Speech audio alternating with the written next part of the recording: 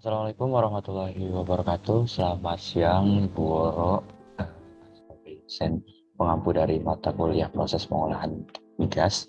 Perkenalkan, nama saya Muhammad Zaidan Wibowo dengan NIM 2141222 dari kelas Refinery 1B. Di sini saya akan mempresentasikan tentang CO2 removal.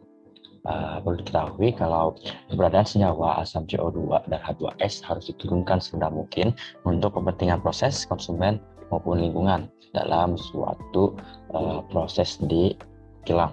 Kepentingan proses ini mengikuti proses pencairan gas mencapai temperatur minus 160 derajat Celcius, sedangkan CO2 akan membeku pada temperatur lebih tinggi, sehingga akan membantu pipa proses. Dengan adanya air dan temperatur tinggi CO2 menjadi korosif. CO2 tidak mempunyai nilai bahan bakar, H2S sangat korosif dan toksik. Untuk pembagian dari proses apa saja yang digunakan dalam CO2 removal ini, yaitu yang pertama ada absorption into liquid atau absorpsi dengan menggunakan larutan. Yang kedua ada absorption on solid atau yang dikenal dengan absorption pada solid, dan yang terakhir ada konversi menjadi senyawa lain. Pada kesempatan kali ini saya akan memfokuskan pembahasannya dalam absorption into solid and absorption into liquid atau absorpsi dengan menggunakan larutan. Absorption into liquid. Absorption into liquid, kita tahu ada absorpsi sendiri adalah suatu mekanisme perpindahan massa yang terjadi apabila suatu gas dipertemukan dengan suatu cairan pada suatu alat kontak. Liquid atau cairan yang digunakan itu bisa saja dengan menggunakan larutan amin atau larutan amina, dan bisa saja dengan menggunakan larutan soda panas. Selanjutnya kita bahas tentang apa saja yaitu larutan amina itu. Amin proses. Larutan amina itu ada 5. Yang pertama ada MEA, DEA, TEA, MDEA, dan DGA. Kita akan bahas satu persatu mengenai larutan amina ini. Tapi sebelumnya kita lihat di sini ada suatu reaksi yang terjadi antara monoetanolamin atau MEA dengan CO2 dan H2S, yaitu ada HOCH2CH2NH2 ditambah H2S akan menjadi HOCH2CH2NH3 plus HS- jika dipanaskan sebanyak 160 derajat Celcius, dan juga ada HOCH2CH2NH2 ditambah H2O ditambah CO2 yang akan berubah menjadi HOCH2CH2NH3 plus HCO3- jika dipanaskan sebanyak atau selama suhu 160 derajat Celcius. Selanjutnya kita bahas tentang monoetanolamin. Monoetanolamin adalah senyawa basa teruat untuk jenis amin. Bereaksi sangat cepat dengan gas asam dan juga non-selektif asid gas keabsorban. Berat molekul dari monoetanolamin ini juga merupakan terendah di antara larutan amin yang lain, sehingga memiliki carrying capacity gas asam persatuan berat atau satuan volumeter besar. Konsentrasinya juga rendah, sekitar 10-20%, dan juga memiliki korosif untuk konsentrasi yang tinggi, dan juga utility cost dari monoetanolamin ini juga tinggi. Sebenarnya jenis larutan amin yang kedua adalah diethanolamin. Diethanolamin atau DEA merupakan non-selektif asid gas absorban karena dapat menyerap CO2 dan H2S. Lebih sulit untuk mencapai kandungan H2S sesuai dengan spesifikasi pipeline, dan juga memiliki konsentrasi yang lebih besar dibandingkan dengan monoetanolamin tadi, yaitu 30-40% berat tanpa menimbulkan korosi. Tapi di diethanolamin ini tidak menyebabkan korosi, berbeda dengan monoetanolamin yang menyebabkan korosi pada konsentrasi yang tinggi, dan juga losses akibat penguapan lebih rendah dibandingkan dengan amin-amin yang lainnya. Selanjutnya ada triethanolamin atau TEA. TEA ini merupakan senyawa amin yang digunakan untuk treatment gas asam yang pertama kali. Istilahnya triethanolamin ini digunakan pertama kali sebelum DEA, MEA, dan sebagainya digunakan.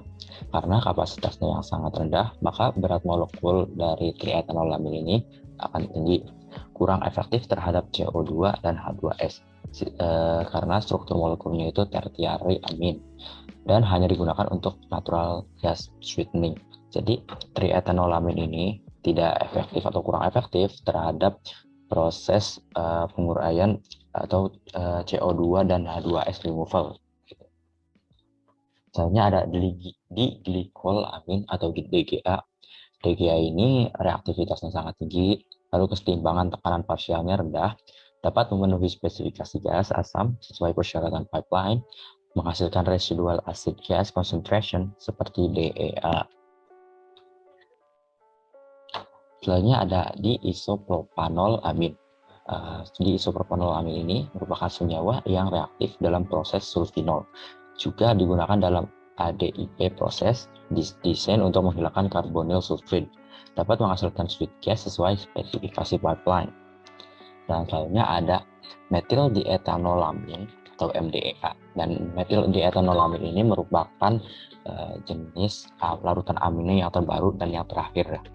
MDEA dapat digunakan pada konsentrasi yang tinggi, yaitu lebih dari 50% berat tanpa menimbulkan problem korosi. Ini lebih baik dibandingkan dengan DEA dan MEA yang tadi yang sudah kita jelaskan.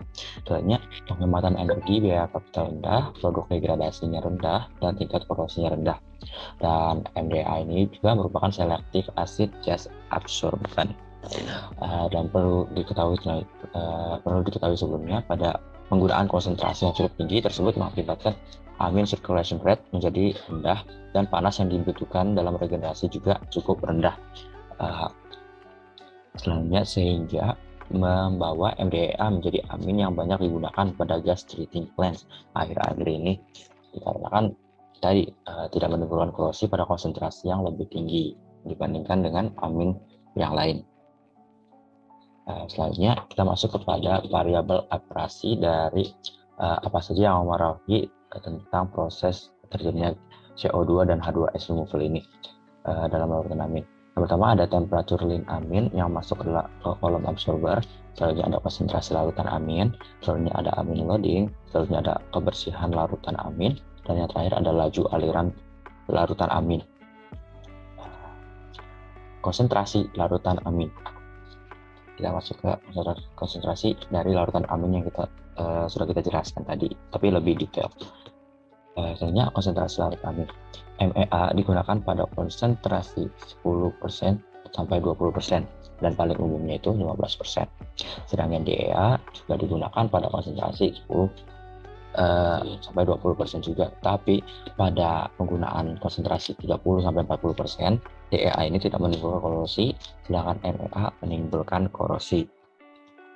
Berdasarkan SNPA atau Society Nationale des Controles de Aquitaine, modifikasi DEA proses menggunakan konsentrasi DEA lebih tinggi sampai dengan 30%. Karena berat molekul DEA lebih besar dari MEA, pada konsentrasi tersebut memberikan konsentrasi amin to water sama dengan MEA. DIPA atau diisopropanolamin dan DGA atau diglycolamin dan MDEA methyl diethanolamin juga digunakan pada konsentrasi yang lebih tinggi dari MEA, yaitu sekitar 30% sampai 50% untuk DIPA dan MDEA, dan sedangkan untuk DGA yaitu 40% sampai dengan 70%. Menggunakan larutan amin ini juga menggunakan gas menjadi jenuh oleh uap air, sehingga proses acid gas sweetening perlu diikuti dengan proses dehydration. Untuk mengatasi proses di atas, maka menggunakan MEA atau DEA diikuti dengan proses yang menggunakan etilen atau diethylene glycol. Soalnya kita masuk ke amin loading atau seperti yang sudah kita jelaskan pada variabel proses tadi. Yang pertama adalah yang mengaruhi atau variabel proses dari CO2 dan H2S removal ini adalah kandungan CO2 dalam larutan amin atau lean aminnya. Kita bisa cari lean amin ini dengan menggunakan rumus alfa sama dengan mol CO2 per mol amin yang kita gunakan. lalu kita bisa mendapatkan kandungan CO dalam larutan amin. Selanjutnya kita cari pick up ratio. Atau apa sih pick up ratio itu? Pick up ratio merupakan selisih antara CO2 di dalam rich amin dan lean amin, disebut sebagai pick up ratio dan dapat dirumuskan sebagai mol CO2 per mol amin dari rich amin dikurangi mol CO2 lagi per mol amin dari lean amin. Jadi rumusnya itu hampir sama seperti kandungan CO dalam larutan amin tadi, tapi yang bagian rich amin dikurangi dengan lean amin, intinya seperti itu. Selanjutnya ada CO2 pickup. CO2 pickup adalah selisih antara banyaknya molekul CO2 di dalam feed atau source gas dengan banyaknya molekul CO2 di dalam source gas. Besarnya CO2 pickup dapat dicari dengan persamaan berikut, yaitu Q dari gas per 22,414 dikali dengan Y in dikurangi Y out per 1 min Y out. Apa sih ini Y in Y out dan Q gas ini?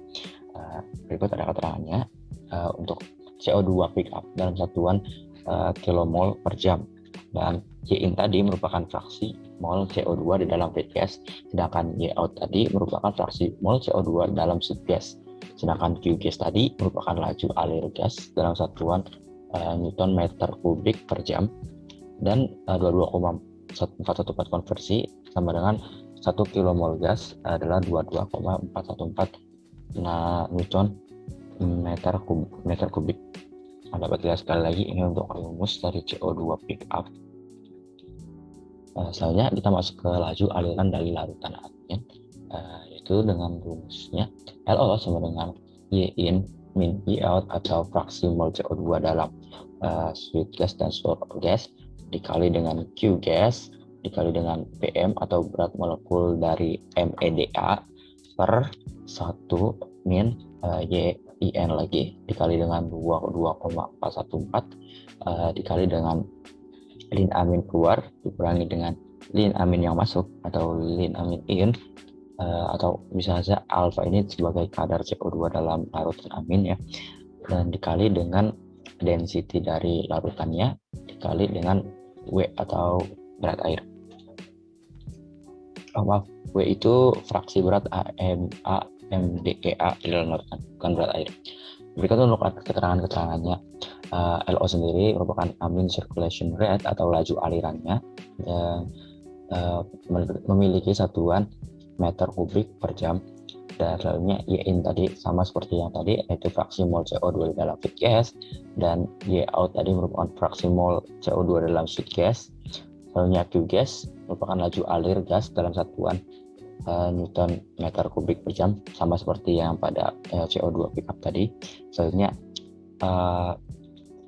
alpha in merupakan lean amin loading atau mol CO2 per mol AMDEA, dan alpha out atau rich amin loading merupakan mol CO2 per mol dari AMDEA, itu merupakan satuannya. Jadi alpha in merupakan lean amin loading, sedangkan alpha out merupakan rich amin loading.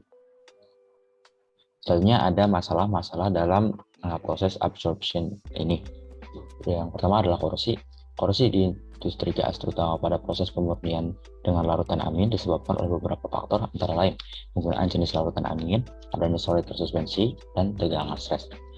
Korosi-korosi ini juga bisa dicegah dengan mengatur temperatur pada boiler dan steam dijaga serendah mungkin. Bisa juga dengan mencegah masuknya oksigen ke dalam sistem menggunakan gas inert sebagai blanket, atau bisa juga dengan cara menghilangkan secara kontinu solid di dalam larutan amin dengan jalan filtrasi.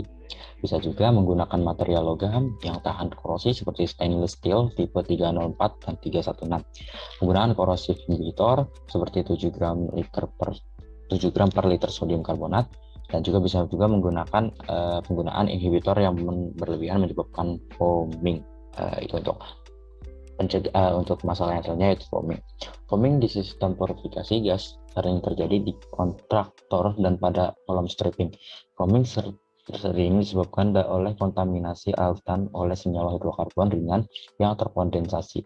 Zat padat halus seperti iron sulfide, senyawa degradasi amin, atau senyawa surfaktan yang terbawa oleh gas umpan. Komik ini bisa juga dicegah dengan cara mengatur temperatur lin amin di kontraktor itu 10 sampai 15 derajat Fahrenheit di atas temperatur gas umpan sehingga diyakini tidak akan terjadi perubahan fase. Selanjutnya, zat padat suspensi dapat dihilangkan dari larutan amin dengan jalan filtrasi kontinu pada side stream. Filtrasi kontinu dengan 5% sirkulasi larutan amin sudah cukup sistem yang menggunakan larutan monoetanol amin. Penggunaan reclaimer untuk menghilangkan zat padat bersuspensi sangat efektif. Itu juga tadi merupakan cara-cara untuk mencegah dari problemnya saja ini atau problem foaming ini. Problem selanjutnya adalah chemical losses atau terjadi karena terikut keluar larutan amin atau entrainment oleh aliran gas, evaporasi, dan juga karena degradasi senyawa larutan amin. Untuk problem dari absorpsi yang terakhir adalah vapor losses. Meskipun tekanan uap alkanolamin cukup rendah, kehilangan senyawa amin karena penguapan atau yang dinamakan vaporization losses cukup besar karena kemampuan menguapnya sangat. Vapor losses ini dapat dicegah dengan mengatur temperatur boiler di sekitar titik didih larutan amin, dan juga bisa dengan cara mencuci gas dalam paket atau tray kolom dengan air atau glikol, dan yang terakhir bisa juga dengan memasang mist ekstraktor di top kolom. Untuk problem yang terakhir yaitu solution degradasi atau kehilangan senyawa amin kemungkinan besar disebabkan oleh degradasi. Meskipun senyawa amin dan glikol relatif stabil terhadap temperatur normal operasi regenerasi.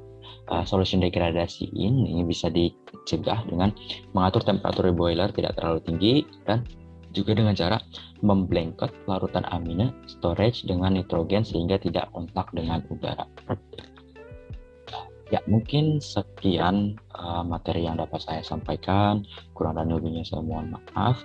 Wabillahi taufiq wal hidayah. Wassalamualaikum warahmatullahi wabarakatuh.